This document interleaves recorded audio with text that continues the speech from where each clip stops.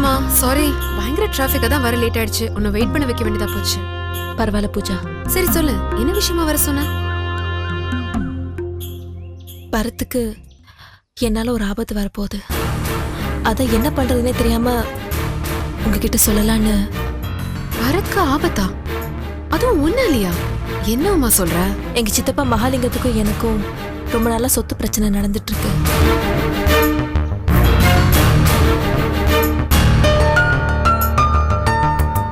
நேற்று திடீர்னு ஆஃபீஸ்க்கு வந்து உங்க 2 பேரையும் நான் சேர விட மாட்டேன், பரத்தோட படத்தை நிறுத்திடுவேன் அப்படின்னு என்ன பயமுறுத்துறாரு.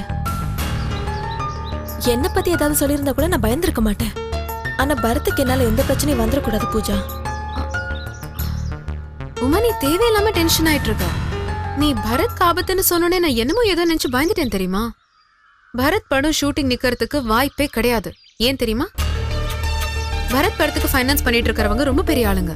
அவங்க இருக்கும்போது உன் சித்தப்பாவால எந்த பிரச்சனையும் கொண்டு வர முடியாது. கவலைப்படாத. கூடிய சீக்கிரம் அந்த படத்தோட ஷூட்டிங் முடிஞ்சு அது ரிலீஸ் ஆக போகுது. அப்புறம் பாரு, உன் வீடு தேடி வந்து பரத்தோட பொண்ணு கேட்க போறாரு. அவரு தனியா வர போறதும் இல்ல, நானு நம்ம காம்பவுண்ட்ல இருக்கிறவங்க அத்தனை பேருமா சேர்ந்து வந்து பொண்ணு கேட்போம். கவலைப்படாம இருவுமா. பூஜா, உங்களுக்கு என் சித்தப்பா பத்தி தெரியாது. சொந்த அண்ணன் பொண்ணு மண்ணின்னு கூட பார்க்காம எங்களை எவ்வளவு கொடுமைப்படுத்திருக்காரு தெரியுமா? எங்களுக்கே அப்படின்னா இன்னொருத்தங்கன்ற போது சும்மா விட்டுருவாரா? அது மட்டும் இல்ல, அவருக்கு நிறைய அரசியல் பலம், பண பலம் எல்லாமே இருக்கு. நம்ம கிட்ட என்ன இருக்கு? நீதி இருக்கு, நியாயம் இருக்கு. நம்ம நல்லா இருக்கணும்னு நினைக்கிற நிறைய நல்ல உள்ளங்கள் நம்மளை சுத்தி இருக்காங்க. வேற என்ன வேணும்? அது மட்டும் இல்ல உமா, நான் வேலை பண்ணிட்டு இருக்கிற முதியோர் இல்லத்துக்கு நிறைய விஐபிஸ் எல்லாம் வருவாங்க. அவங்க எல்லாரும் எனக்கு நல்லா தெரியும். இப்படி ஒரு பிரச்சனை இருக்குன்னு அவங்க கிட்ட எடுத்து சொன்னா நிச்சயமா அவங்க அதை பார்த்துப்பாங்க. நீ கவலைப்படாத. பூஜா, நான் பரத் எவ்வளவு நேசிக்கிறேன்னு உங்களுக்கே நல்லா தெரியும். அவர் இல்லாத ஒரு வாழ்க்கை என்னால கற்பனை கூட பண்ணி பார்க்க முடியாது. இங்க பாருமா, ஆண்டவன் நினைச்சதை யாராலையும் மாத்த முடியாது. உன் சித்தப்பா என்ன, யார் வந்தாலும் சரி, நீ பரத்க்கு தான்றது எப்போ முடிவாயிடுச்சு. So don't worry, be happy, okay? உங்ககிட்ட பேசினதுக்கு அப்புறம் தான் என் பழைய தைரியம் எல்லாம் திரும்ப வந்த மாதிரி இருக்கு. ரொம்ப தேங்க்ஸ். சே, தேங்க்ஸ் எல்லாம் சொல்லிக்கிட்டு கம் போலாம்.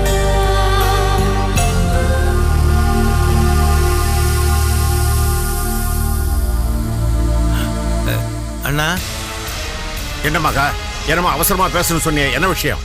எல்லாம் நம்ம குடும்ப விஷயம் தான். எப்படி ஆரம்பிக்கிறதுன்னு தான். என்ன, நம்ம பூர்வீக சொத்தை பத்தி தானே? அண்ணா, சொத்து எங்கண்ணா போறது? ஒன்று எங்கிட்ட இருக்க போறது, இல்லைன்னா உமா உமா மண்ணிலாம். இந்த பாரு, அவ ஆபீஸ் போயிருக்கா, இவ இங்கே வெளியே போயிருக்கா. என்ன விஷயம் சொல்லு. அண்ணா, பணம் போனா சம்பாதிச்சுடலாம், மானம் போனா சம்பாதிக்க முடியாது. என்ன மகா, சம்மந்தம் இல்லாம ஏதோ பேச வர? நீ எதை பத்தி சொல்ல வர? எல்லாம் நம்ம உமா விஷயம்தான். உமாவுக்கு என்ன, மறுபடியும் உன் மேல கேஸ் போட்டிருக்காளா? ஐயோ, கேஸ் போட்டா பரவாயில்ல, வெறும் கோர்ட்டோட நிற்கும். அவ பண்ணியிருக்கிற விஷயத்துக்கு நம்ம நடுத்தரவில் போய் நிற்க வேண்டியிருக்கோம். மகா, விஷயம் என்னன்னு சொல்லாம நீ ஏதோ பேசிக்கிட்டே இருக்க. உன் உடல்ல கேட்க எனக்கு நேரம் இல்லை. ஏன் டயத்தை வேஸ்ட் பண்ணிட்டு இருக்காது. நான் வளர்றேனா? நான் உங்க டயத்தை வேஸ்ட் பண்ணிட்டு இருக்கேனா? நான் சொல்ல போறதை நீங்க கேட்கல, உங்க லைஃபையே வேஸ்ட் பண்ண மாதிரி ஆயிடும். அப்புறம் ஃபீல் பண்ணி பிரயோஜனம் இல்லைண்ணா. டேய் மகா, சொல்ல வந்த விஷயத்தை நேரடியா சொல்லு. இப்படி சுத்தி வச்சு சொல்றதை கேட்க பொறுமை நேக்கு கிடையாது. அவசரப்படாதே. நேக்கு உமாவுக்கும் 1000 பிரச்சனை இருக்கலாம், ஆனா அதெல்லாம் அந்த சொத்துக்காக தான். நான் ஏன் இதெல்லாம் சொல்றேன்னா, நான் சொல்ல போறதை கேட்டுட்டு நான் வெறும்னு உமா மேல பழி போடுறதுக்காக இதெல்லாம் சொல்லிட்டு இருக்கேன் நீங்க நினைக்கப்படாது. உமா ஒரு கூத்தாடியோட சுத்தின்னு இருக்கா. சினிமாக்காரனாலே நம்ம ஊர்ல ஒரு நல்ல அபிப்பிராயம் கிடையாது. ஏன், உங்களுக்கே கூட சினிமானா பிடிக்காது. அப்படி இருக்கிறச்ச உமா ஒரு சினிமாக்காரனோட பகிரங்கமா பார்க், பீச், ஹோட்டல்னு சுத்தின்னு இருக்கா. பார்க்கவே அருவருப்பா இருக்கு. ஆனா நம்ம குடும்பம் மதிப்பான, கௌரவமான, மரியாதையான ஒரு குடும்பம். பணம் இல்லைன்னாலும் குணம் வேணும்னு நினைக்கிற ஒரு குடும்பம். இவ இப்படி கண்டவனோட சுத்தின்னு இருந்தா நமக்கு தானே நான் அவமானம்.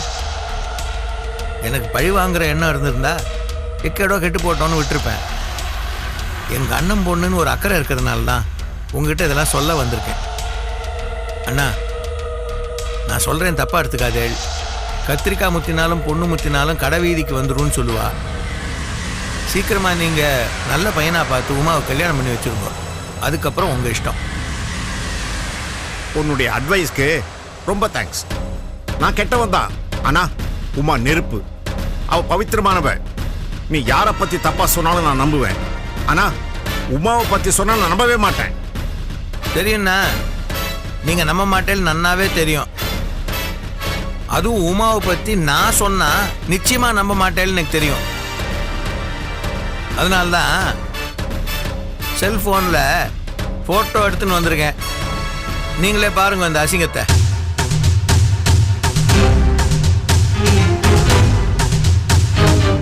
இப்ப நம்புறேளா? நம்புறேன். நீ சொன்னது இல்ல, என் பொண்ணு உமாவ என்ன பாக்குற? அவன் இவ இருந்த காம்பவுண்ட்ல இருந்தவன். நம்ம ஊர்க்காரன், நம்ம குடும்பம் மாதிரி பெரிய குடும்பத்தை சேர்ந்தவன். லலிதாவுக்கும் உமாவுக்கும் ஒத்தாசையா இருந்தவன். அந்த பழக்கத்துல தான் அவன் 2 பேரும் ஒன்னா பேச நிக்கிறத நீ படம் பிடிச்சிருக்க. அதுவே தப்பு. அது எங்கிட்ட வேற காட்டி காதல்னு கதை கட்டுறிய, அது இதை விட பெரிய தப்பு. என் பொண்ணு சொத்து விஷயத்துல உன் மேல கேச போட்டது வேணா தப்புன்னு ஒத்துக்கிறேன். ஆனா இந்த மாதிரி கன்றாவையெல்லாம் அவ பண்ணவே மாட்டான். உமாவை பத்தி நீ ஏதாவது தப்பா சொன்ன, தம்பின்னு கூட பார்க்க மாட்டேன். முதல்ல இடத்த காலி பண்ணு. அந்த ரோபோ என்ன பண்ணுச்சா? பைக்ல ஸ்பீடா போச்சா. அப்ப இன்னொரு ரோபோ வந்துச்சா. இதுவும் அதுவும் சேர்ந்து டமால் நடிச்சு கடகடன்னு கீழே விழுந்துடுச்சா. பாத்தியா, 2 பேருக்கு வித்தியாசமே இல்லாம குழந்தை மாதிரி விளையாண்டுருக்கா. புக்காத்துக்கு போகணும், புருஷன் கூட இருக்கணும்னு அவ புத்தியில இருந்து மறந்து போயிடுது. அவ என்ன பண்ணுவா பாவம். நாம தான் கடமையை முடிச்சா போதுன்னு அவசர அவசரமா ஒருத்தனை பார்த்து கல்யாணம் பண்ணி கொடுத்தோம். என்ன ஆச்சு? இப்ப அவ எதிர்காலமே என்னன்னு தெரியாம நிக்கிறா. ஸ்ரீதர் எங்க இருக்கான்னே தெரியல. இவ அவன் பேசுற போய் அப்படியே உண்மைன்னு நம்பிட்டு இருக்கா. இவளும் மாற போறதில்ல, அவனும் வரப்போறதில்ல. நேக்கு மட்டும் இந்த வேதனை இல்லையா அண்ணா? என்ன பண்றது சொல்லுங்க. நாம நல்லதை நினைச்சுதான் கல்யாணம் பண்ணி வச்சோம். அவன் இப்படி பொறுப்பு இல்லாம ஆம்படியாட விட்டுட்டு போவான்னு யாரு கண்டா? இங்க பாருங்க, எல்லாருக்கும் நல்லது நடக்கறச்ச இவளுக்கு மட்டும் விடிவு காலம் பிறக்காமையா போயிடும்? நடந்த கல்யாணம் நல்லபடியா இல்லையேங்கிறதுக்காக நடக்க போற கல்யாணத்தை நம்மளால நிறுத்தி வைக்க முடியுமா? நீங்க ஒன்னும் கவலைப்படாதீங்க, எல்லாம் சரியாயிடும். பருத்தி வெடிச்சா நூல் ஆகணும், பொண்ணு சமைஞ்சா கல்யாணம் ஆகணுங்கிறதான நான் இயற்கை. நேக்கு புரியுது, ஆனா ஜானகி மனசு எவ்வளவு கஷ்டப்படும். அவளை சுத்தி எல்லாருக்கும் நல்லது நடக்கிறச்ச அவளுக்கு மட்டும் எதுவுமே நடக்கலன்னா அவ எவ்வளவு ஃபீல் பண்ணுவா.